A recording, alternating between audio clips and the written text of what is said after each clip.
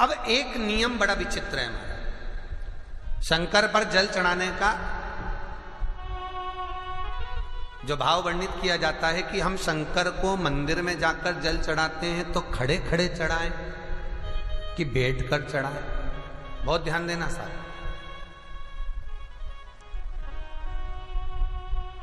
शंकर में मंदिर में जाकर हम भगवान शंकर को जल चढ़ाएं तो खड़े होकर चढ़ाएं कि बैठकर चढ़ाएं।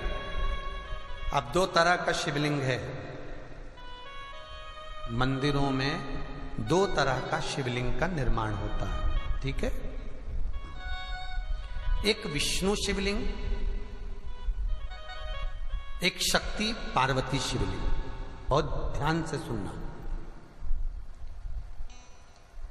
दो तरह का शिवलिंग मंदिरों में होता है, दो तरह का शिवलिंग मंदिरों में होता है, समझ लेना बहुत अच्छी तरह से। एक शिवलिंग वो होता है जो जमीन पर डायरेक्ट जलाधारी रहती है, शिवलिंग रहता है, ऐसी जलाधारी पूरी की पूरी, और शिवलिंग जमीन पर रखा रहता है, भूमि पर रखा रहता है, डायरेक्ट जमीन पर।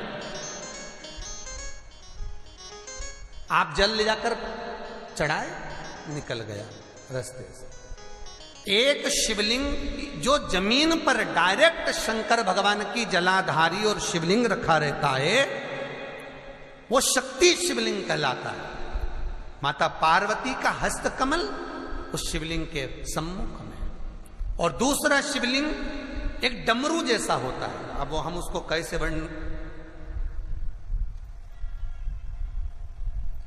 एक डमरू शिवलिंग होता है, ऐसा उसका स्टैंड होता है, ऐसा स्टैंड होता है, नीचे शिवलिंग रखने की जगह होती, फिर ऐसा होता है, फिर उसके ऊपर इस तरह शिवलिंग रखा होता है। एक दर्शन करें आप लोगों ने।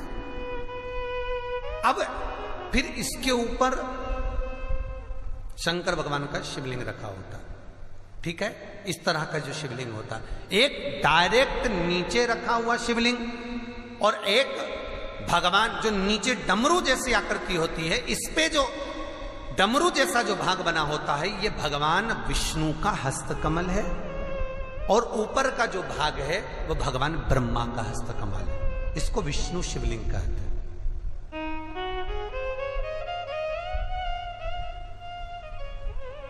इसको हरीश्वर महादेव भी कहा जाता है। कौन सा महादेव कहते हैं? हरि सर्वेश्वर महादेव।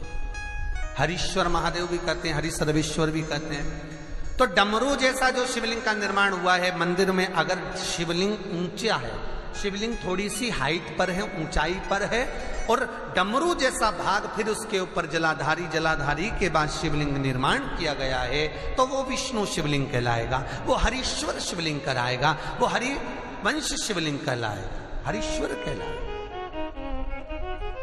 और जो डायरेक्ट सीधे जो रखा हुआ है, 12 ज्योतिर्लिंग के अगर आप दर्शन करेंगे तो कहीं पर भी आपको विष्णु शिवलिंग नहीं मिलेगा, केवल एक नागेश्वर को छोड़कर। कहां पर छोड़कर? जम के बोलिए। केवल एक नागेश्वर।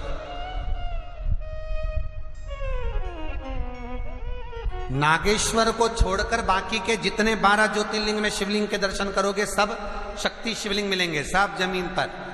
आप जितने भी देखेंगे, काशी का देखेंगे, महाकालेश्वर देखेंगे, तो डायरेक्ट जमीन पर जलाधारी बनी है महाकाल बाबा की, डायरेक्ट जमीन पर बनी है, कोई ऊंचाई नहीं है, डायरेक्ट जमीन पर फिर शिवलिंग है। ओमकारेश्वर देख लीजिए, ममलेश्वर देख लीजिए, आप चाहें तो विश्वनाथ देख लीजिए, डायरेक्ट जमीन पर। सोमनाथ देख लीजिए, डायरेक्ट जमीन पर। केदारेश्वर देख लीजिए, डायरेक्ट जमीन पर। भीमाशंकर, वैद्यनाथ, डायरेक्ट। आप वैद्यनाथ जी के लाइव प्रसारण कभी चालू कर देखना, डायरेक्ट जमीन पर, डायरेक्ट। तो जितने भी शिवलिंग हैं सारे के सारे शक्ति शिवलिंग हैं। जो डमरू के भाग पर रखा हुआ है वो हरीश्वर शिवलिंग, विष्णु के हस्तकमल पर जो रखा है, तो शास्त्र कहता है आप शक्ति शिवलिंग का जब जब अभिषेक करें, बहुत ध्यान रखना अपनी जिंदगी में इस प्रसंग को, जो शक्ति शिवलिंग हो उस पर जब भी जल चढ़ाना तो बैठकर चढ़ाना, बैठकर चढ़ाना। शक्ति शिवलिंग पर जब भी जल चढ़े, भले शिवलिंग कितना भी ऊंचा हो, कितना भी ऊंचा हो, तो संघी से चढ़ा दो, पर जल बैठ कर चढ़ाइए। भले शिवलिंग ऊपर है, पूरा तरह से हाथ नहीं पहुंचा, जैसे सोमनाथ जी में अब शिवलिंग कितना बड़ा है, महाकालेश्वर का शिवलिंग कितना बड़ा है, तो उसको तो बैठकर स्नान नहीं करा सकते। भले शिवलिंग कितना भी ऊंचा हो, पर अगर भूमि टच है, शिवलिंग अगर भूमि टच है, शक्ति शिवलिंग है, तो भले आधा शिवलिंग नहाए, आधे पर पानी जाए, पर बैठकर ही स्नान कराया जाता है। और महाराज यदि हरीश्वर शिवलिंग है, अर्थात भगवान विष्णु के हस्त कमल पर, ब्रह्मा के हस्त कमल पर यदि शिवलिंग है, तो वो शिवलिंग का जब भी स्नान कराएंगे, अभिषेक कराएंगे, पूजन कराएंगे, तो खड़े होकर ही करना है। और खड़े होने का भी तरीका होता है, दोनों चरण बराबर में रखकर कभी भी शंकर भगवान के शिवलिंग का स्नान नहीं कराया जाता। महाराज दोनों चरण बराबर रखकर, अगर हरीश्वर शिवलिंग है, किसी मंदिर में शंकर को जल चढ़ाने के लिए आप गए हो और शंकर को जल चढ़ा रहे हो, तो हरीश्वर अगर शिवलिंग है तो दोनों पांव बराबर रखकर नहीं, एक सीधा चरण थोड़ा सा आगे रखिए और उल्टा चरण थोड़ा सा पीछे रखकर भगवान शंकर का जलाभिषेक करने पर लक्ष्मी जैसे अपने चरण रहते हैं, भगवान शंकर उसी तरह से लक्ष्मी को दौड़ाते हुए अपने घर में प्रवेश कराते हैं।